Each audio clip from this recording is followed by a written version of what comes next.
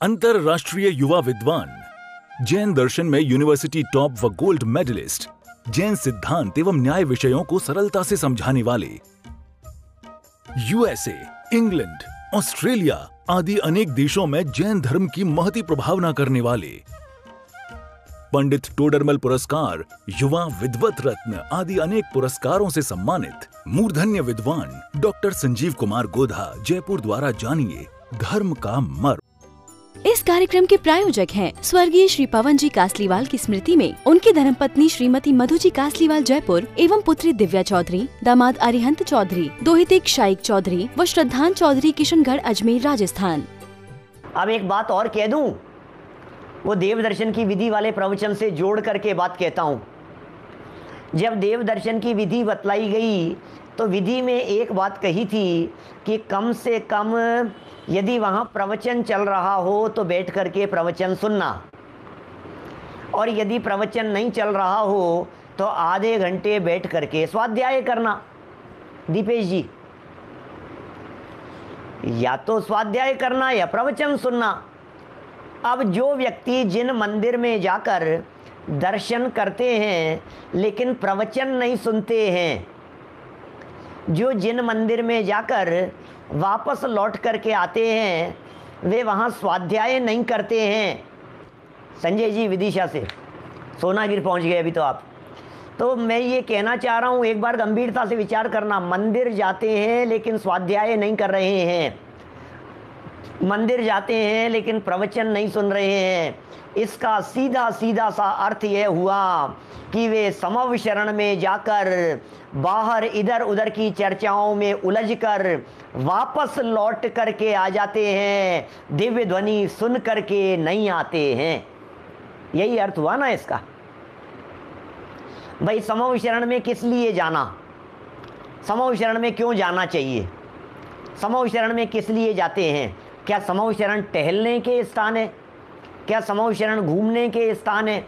क्या समव शरण में घूमने के लिए जाया जाता है? यदि जिन मंदिर को समव शरण कह दिया है और वहाँ जाकर के आप घूम करके आ गए, इसका मतलब आप चैत्य प्रसाद भूमि में, नाट्यशालाओं में, आप खातिका भूमि में, आप लता भूमि में, उपवन भूमि में, कल्प भूमि में, ध्वज भूमि में, इन भूमियों में चक्कर लगा करके घूम फिर करके मौज मस्ती करके आ गए हो आप। भैया वहाँ बैठ करके समव शरण में दिव्य ध्वनि सुनो तो कहा जाएगा कि इन्होंने सच्चे अर्थों में समव शरण में ये गए थे। क्या ख्याल में आ रही है बात? कितनी मार्मिक बात यहाँ निकल रही है। देव दर्शन वाले प्रवचन से जुड़ गई ना बात। माने जिन मंदिर समव शरण हैं और जिन प्रतिमाएं साक्षात तीर्थंकर हैं। अरे नहीं साहब, मंदिर में तो हमारे कोई शास्त्र भी नहीं है और मंदिर में शास्त्र सभा चलती भी नहीं है। अब बताओ, ये तो बड़े एक से एक तर्क वाले लोग बैठे हुए हैं। क्या एक से एक तर्क हैं सामने से, और ऐसे ऐसे तर्क देते हैं जैसे सामने ऐसे प्रश्न रखते हैं, अब पंडित जी क्या जवाब देंगे। क्या देखो आ गया ना प्रश्न, ऐसा सामने भी आ रहा है। अब पंडित जी क्या जवाब देंगे, क्योंकि हमारे यहाँ तो मंदिर में प्रवचन होता ही नहीं है। अब तो पंडित जी अब तो कुछ नहीं है, और हमारे यहाँ तो मंदिर के अंदर शास्त्र भी रखे हुए नहीं है। तो पंडित जी अब तो फिर हम दर्शन करके आ जाएंगे बस चक्कर लगा करके। अब क्या करेंगे कि भैया एक बार वो देव दर्शन की विधि और भक्त भगवान की चर्चा वाला प्रवचन सुन करके देख लेना, जिन्होंने नहीं सुना हो। अरे भाई आप क्या सोच रहे हो, समव शरण में जाओ और उपदेश नहीं मिले, ऐसा नहीं होगा। उपदेश तो मिलेगा ही मिलेगा। कैसा उपदेश मिलेगा? मौन उपदेश मिलेगा।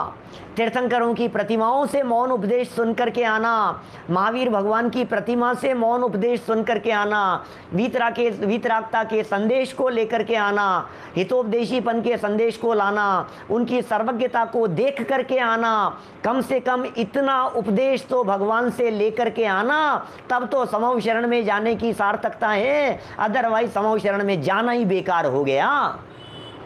क्या करने के लिए गए थे बोलो?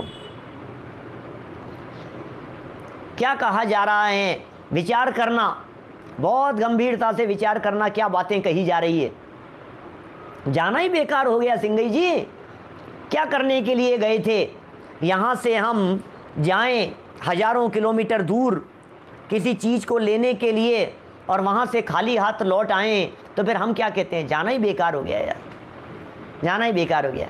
इतनी मेहनत भी की, इतना प्रयत्न भी किया, वहाँ तक गए भी और फिर सब खत्म करके कुछ मतलब नहीं निकला। क्यों गए थे वहाँ पे? घर में सुविधाएं कम थी क्या जो वहाँ पर गए थे? गार्डन कम थे क्या यहाँ पर जो समूह शरण में जाकर के भी गार्डन में जाकर के चले आए, घूम करके चले आए?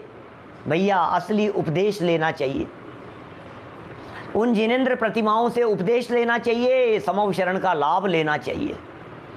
समूह शरण स्वीकार करेंगे तो लाभ ले पाएंगे, उन्हें यदि भगवान स्वीकार करेंगे तो सच्ची भक्ति हो पाएगी। इसलिए भगवान बनिए, खोटा ढोंग मत रचाइए भगवान के सामने, भिखारी बन करके मत जाइए। कोई तो भिखारी बन करके जा रहा है और कोई उनको भगवान मानने कोई तैयार नहीं है। कोई बिना प्रतिष्ठित अपने घर में ला करके विराजमान कर रहा है, न मालूम क्या क्या हो रहा है। बोलो क्या करें? देखिए यहाँ क्या कह रहे हैं, वापस पढ़ता हूँ ये 4 लाइनें, बहुत मार्मिक है। मैं तो इन 4 लाइनों को पढ़ करके इतना मन रीझ गया, मैं कहा यार गजब हो गई भाई साहब, क्या बात कह दी है इन्होंने। आप समूह शरण समझिए, आप उन्हें भगवान समझिए, आप उनमें अनंत चतुष्टय को देखिए, ये क्या बतला रहे हैं। ये सूर्य सागर जी महाराज का चिंतन नहीं है, उसका अर्थ करते हुए श्लोक प्रस्तुत किया है और उसका अर्थ करते हुए ये चिंतन किया है। कितने सुंदर बात कह रहे हैं। यह जिन मंदिर की भूमि है सो समूह शरण की भूमि है। हम कहाँ आकर के खड़े हो गए हैं? हम समूह शरण की भूमि पर आकर के खड़े हो गए हैं। प्रमोद जी भाई साहब समूह शरण की भूमि पर खड़े हैं आप जहाँ पर विराजमान हैं अभी वहाँ समूह शरण है, वो जिन मंदिर नहीं समूह शरण है।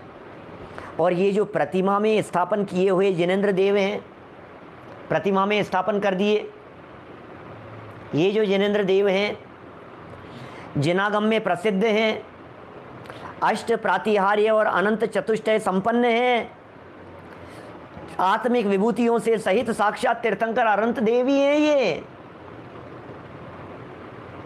साक्षात अरिहंत देव ही हैं। अरे ये समूह शरण, ये जिनेंद्र देव की प्रतिमाएं जिन मंदिर में ही शोभा देती है, इनकी योग्य विनय, इनका योग्य बहुमान जिन मंदिर में ही हो सकता है। इसलिए इन जिन प्रतिमाओं को हमारे यहाँ जैन परंपरा में घर में रखने का विधान नहीं कहा गया है। आजकल तो विदेशों में फैशन है भाई साहब, जगह जगह पर इस तरह का फैशन बना हुआ है प्रतिमाओं को घर में विराजमान करने का। घर में ले आओ, प्रतिमा विराजमान कर लो, किसी कोने में विराजमान कर दो, लगा दो। अरे नहीं भाई, गृह चैत्यालय भी पूर्व काल में हुआ करते थे, लेकिन वे जो गृह चैत्यालय होते थे वे घर की दीवार से कुछ दूर होते थे, कुछ डिस्टेंस पर होते थे। क्या शौचालय से दूर होते थे, भोजनशाला से दूर होते थे, बेडरूम से दूर होते थे। शुद्ध वस्त्र पहन करके, नहा धो करके, धोते दुपट्टे पहन करके आप उनमें जाएं, ऐसा होवे तब तो ठीक है। और इतनी विनय यदि नहीं कर पाएँ तो फिर अभिनय ही है भाई साहब, फिर तो खेल तमाशा मात्र है। इसलिए अवर्णवाद न होवे, अभिनय न होवे, इतना विचार कर लेना। देखिए, और ये श्री जिनेंद्र देव की भक्ति करने वाले, अच्छा अब अपने पर आ जाओ। समूह शरण की बात तो कह दी हीराचंद जी वैद साहब, समूह शरण की बात तो कह दी, और तीर्थंकर की बात भी कह दी कि वो जो स्थान है जिन मंदिर का, वो स्थान तो हो गया है समूह शरण, और जो प्रतिमाएं विराजमान हैं वे हो गए तीर्थंकर। अब हमारा प्रश्न ये है कि हम जो भक्त गए हैं, हम भी तो कुछ होंगे वहाँ जिन मंदिर में, कि हाँ जी आप भी हैं, कि कौन हैं आप? वहाँ सौधर्म इंद्र बन करके गए हैं, आप वहाँ ईशान इंद्र बन करके गए हैं, आप वहाँ इंद्राणी बन करके गए हैं, शची बन करके गए हैं, आप वहाँ देवांगनाएं बन करके गए हैं, आप वहाँ देव बन करके गए हुए हैं। ऐसा विचार करना क्या? आप वहाँ यदि मनुष्य बन कर के भी जाएं तो हमें कोई ऐतराज़ नहीं है, मनुष्य के रूप में भी आप वहाँ जा सकते हैं, त्रियंच भी वहाँ जा सकते हैं। लेकिन सुनिए, समूह शरण में जाने वाले लड़ते नहीं हैं, इस बात का बराबर ध्यान रखना। सुनील जी साहब विदिशा से लड़ते नहीं हैं, नरेंद्र जी बाकलीवाल साहब उदयपुर वाले, माने ये कह रहे लड़ते नहीं हैं समूह शरण में। आज तो मंदिर क्या हो गए हैं, अखाड़ा स्थल हो गया है। पंचायतों के झगड़े होते हैं, लड़ाई झगड़े होते हैं, वाद विवाद होते हैं। वहाँ जितने झगड़े साल भर में नहीं होते उतने झगड़े भादवे में होते हैं, जितने पूरे भादवे में नहीं होते उतने 10 लक्षण पर्व के समय में होते हैं, जितने 10 लक्षण पर्व में पूरे 10 दिनों में नहीं होते उससे ज़्यादा अनंत चतुर्दशी के दिन हो जाते हैं। वो कलह 14 जैसी बन जाती है अनंत चतुर्दशी। ये क्या हो गया है भाई साहब, गांव गांव में झगड़े दिखाई दे रहे हैं, मंदिर मंदिर में झगड़े दिखाई दे रहे हैं। उन झगड़ों का एकमात्र कारण सिर्फ यही है कि आपने मंदिर को मंदिर समझा है, मंदिर को समूह शरण नहीं समझा है। आपने वहाँ विराजमान प्रतिमाओं को प्रतिमा मात्र समझा है, मूक प्रतिमाएं मात्र समझा है। आपने वहाँ विराजमान प्रतिमाओं को भगवान नहीं समझा है, तीर्थंकर नहीं समझा है। अदरवाइज तीर्थंकर के सामने ऐसी अशोभनीय वृत्ति कृत्य हो नहीं सकता था। हम क्या समझ करके जा रहे हैं वहाँ समूह शरण में, बैर विरोध को भूल करके जाते हैं सब लोग, जातिगत बैर विरोध भी भूल जाते हैं। तो हम समूह शरण में जा रहे हैं, कैसी बात होगी भाई साहब। कोई विरोध नहीं है, कोई बैर भाव नहीं है, कोई झगड़े का काम नहीं है, कोई मनमुटाव का काम नहीं है। वाह वाह, देखिए तो सही आप क्या करें, बड़े झगड़े हैं भाई साहब। प्रमोद जी भाई साहब, दुनिया के लोगों की पोल मत खोलो आप, बड़ी विचित्र है स्थिति, क्या करें। लेकिन सच्चाई है, जो आप कह रहे हैं वो सच्चाई तो है। दुनिया में हो रहा है इसी तरह के हाल, भुगत भोगी हैं हम भी। देखो ये जिनेंद्र देव की भक्ति करने वाले, आगे सुनिए क्या कह रहे हैं।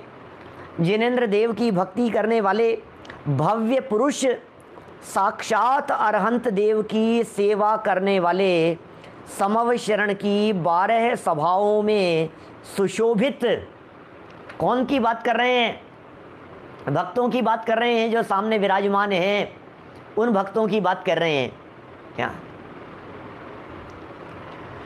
12 सभाओं में सुशोभित, ऐसे शास्त्रों में प्रसिद्ध, क्या क्या हैं भाई साहब 12 सभाओं में प्रसिद्ध? देखिए, मुनि, आर्यिका, श्रावक, श्राविका और 4 प्रकार के देव और 4 प्रकार की देवियाँ और तिर्यंच, ये सब सभासद हैं। क्या एडवोकेट साहब दौसा से हमारे नाना जी, बोलो क्या कह रहे हैं?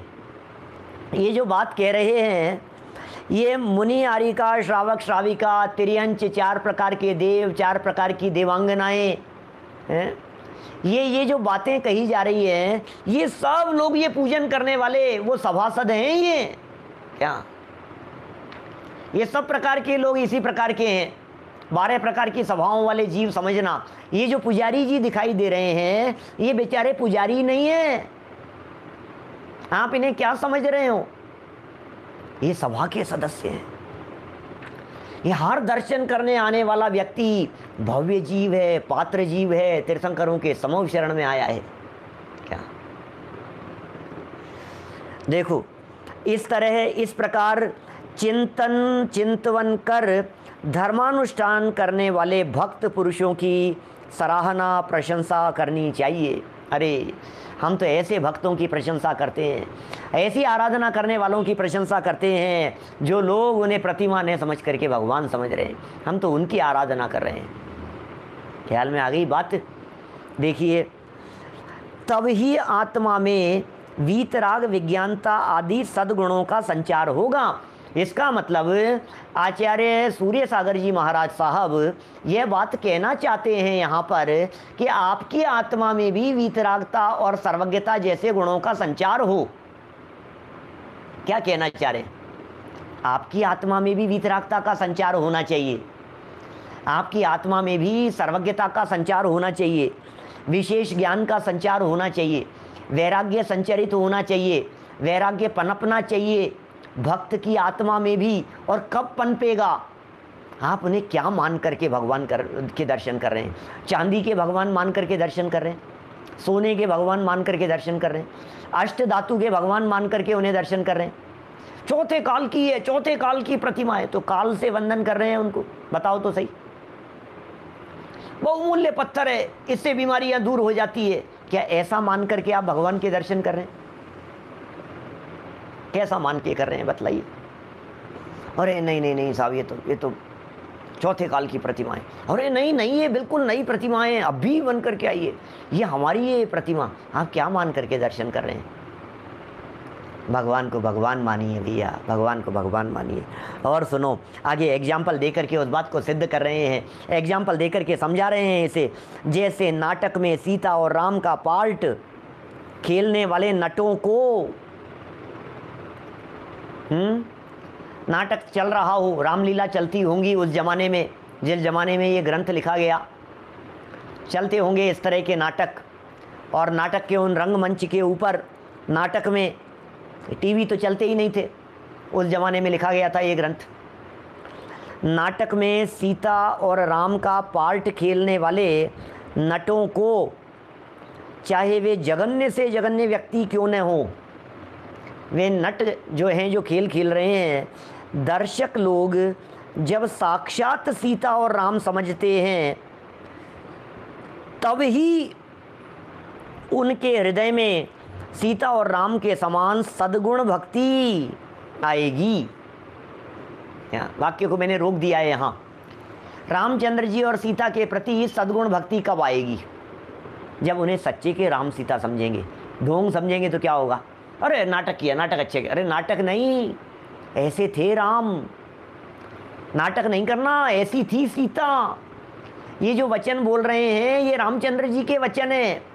ये जो शब्द सीता, ये जो कहा जा रहा है किसी एक्ट्रेस के माध्यम से, ये सीता माता के कहे गए वचन हैं। माने बड़े बड़े गजब के बातें कह रहे हैं भाई साहब। सीता और राम के समान सद्गुण भक्ति, माता पिता गुरु आदि पूज्य पुरुषों की कठोर से कठोर आज्ञा के पालन करने में भयंकर कष्टों की परवाह न करना, ये दिख रहा है। माता पिता का आदेश रामचंद्र जी के लिए, कठोर से कठोर आदेश को भी दृढ़ता से पालन करने वाले, ये कैसा गुण दिखाई दे रहा है। नाटक देखते समय जीवंत पात्र, अरे जीवंत ही होते हैं। यदि वे जीवंत एक्टिंग नहीं करें और यदि देखने वाला व्यक्ति उसे नकली समझ लेवे तो धिक्कार है उनकी एक्टिंग को। वो एक्टिंग ही सच्ची नहीं है। क्या वो एक्टिंग सच्ची नहीं है भाई साहब? ये सच कह रहे हैं। जब रामायण वगैरह जब टीवी पर आती थी तो लोग जूते चप्पल बाहर उतार देते थे। सच्ची बात है, ऐसा ऐसे दृश्य होते थे। और राम और सीता जो अरुण गोविल और दीपिका जो बनी थी सन 1990 के आसपास जो आई थी, 90 2 साल चलती रही ना, 1 साल रामायण। तो वो जो रामायण आई थी उसमें अरुण गोविल ने जो राम का पात्र निभाया था और सीता का पात्र जो दीपिका ने निभाया था, उन दोनों के स्टेटमेंट सुनो, उस समय के न्यूज़पेपर की खबरें सुनो, तो आपको ऐसा लगता है लोग उनके पैर छूते थे, लोग उन्हें श्रद्धा का पात्र समझते थे। अरुण गोविल को एक बार बार में बैठे हुए बोतल के साथ में देख लिया तो लोगों की आस्था इतनी ज़्यादा आहत हुई जिसकी आप कल्पना नहीं कर सकते हो। 87-88 के आसपास आई, 87-88 89 90 तक चली होगी, 91 तक चली होगी, 3-4 साल चली होगी वो जो भी बोलो।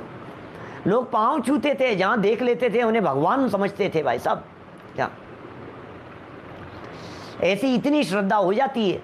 वो रोल, और आप भी लोगों ने, सब लोगों ने देखी होगी रामानंद सागर की, वो सब लोगों ने जिन्होंने देखी है वो महसूस करते हैं सच में जो शांत छवि रामचंद्र के चेहरे पर दिखाई देती थी वो अद्भुत ही रोल दिखता था। क्या लगता था जैसे साक्षात राम जैसे ही हो। था तो नाटक, लेकिन फिर भी नाटक समझोगे तो सद्गुणों को ग्रहण नहीं कर पाओगे। क्या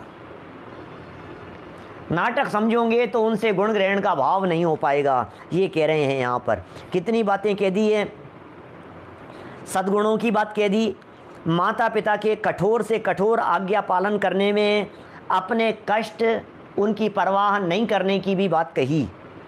भातृ प्रेम आदि नैतिक धार्मिक सद्गुणों का संचार होता है, अन्यथा नहीं। नहीं तो नहीं होगा। भाइयों का परस्पर प्रेम वाली बात कह दी है, ये कैसे होगा भाई साहब? उसी प्रकार आगे बढ़ते हैं। उसी प्रकार जिन प्रतिमाओं को भी ऊपर लिखे अनुसार साक्षात अरहंत तीर्थंकर सदृश मानने में ही भक्ति करने वालों का कल्याण होता है, अन्यथा नहीं। अरे जो ऊपर बातें कही, मंदिर को समूह शरण नहीं मानोगे तो कल्याण नहीं होगा।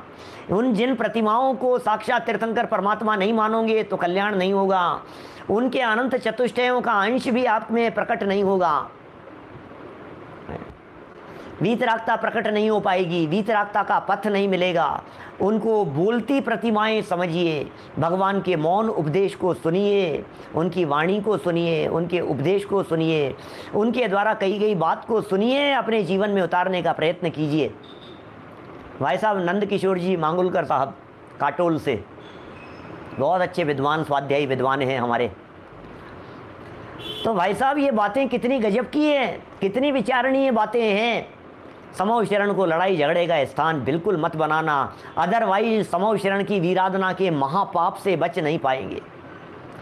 जिनेंद्र देव की प्रतिमाओं को प्रतिमा मात्र समझ लिया यदि आपने, क्या फ़र्क है मैं आपसे पूछना चाहता हूँ। हमारे यहाँ जयपुर के मूर्ति मोहल्ले में विराजमान अप्रतिष्ठित प्रतिमाएं, जिनके ऊपर वो मूर्ति बनाने वाला व्यक्ति पांव रख कर के बनाता है, जिन प्रतिमाओं के ऊपर बैठ कर के, बड़ी प्रतिमाएं हों तो उन प्रतिमाओं के ऊपर बैठ कर के बीड़ी पीता है, बोलो उनमें, और जिन मंदिर में आकर के विराजमान हो जाने वाली इन प्रतिमाओं में, व्हाट इज द डिफरेंस?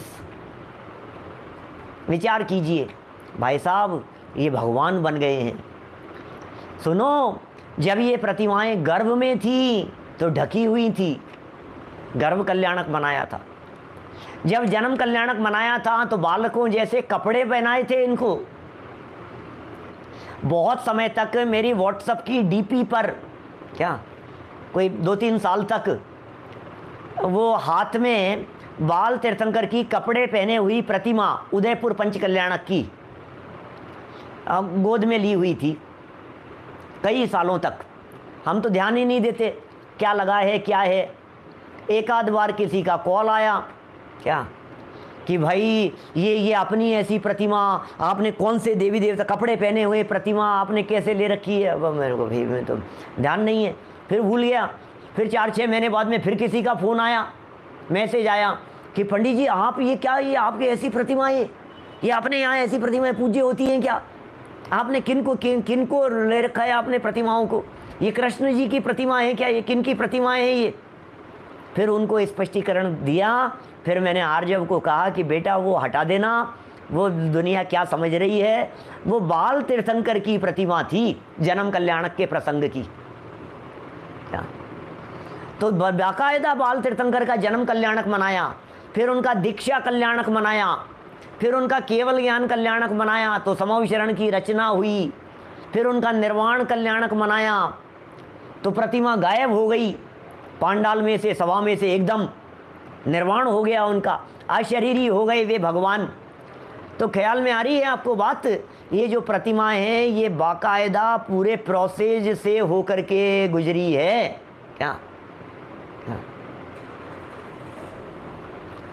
मैंने बहुत विचार करना भैया। मैं ये कह रहा हूँ ये प्रतिमा नहीं है, ये भगवान बने हैं, भगवान बने हैं, ये इनकी प्राण प्रतिष्ठा की गई है। इस कार्यक्रम के प्रायोजक हैं स्वर्गीय श्री पवन जी कासलीवाल की स्मृति में उनकी धर्मपत्नी श्रीमती मधु जी कासलीवाल जयपुर एवं पुत्री दिव्या चौधरी, दामाद अरिहंत चौधरी, दोहिते शाइक चौधरी व श्रद्धान चौधरी किशनगढ़ अजमेर राजस्थान।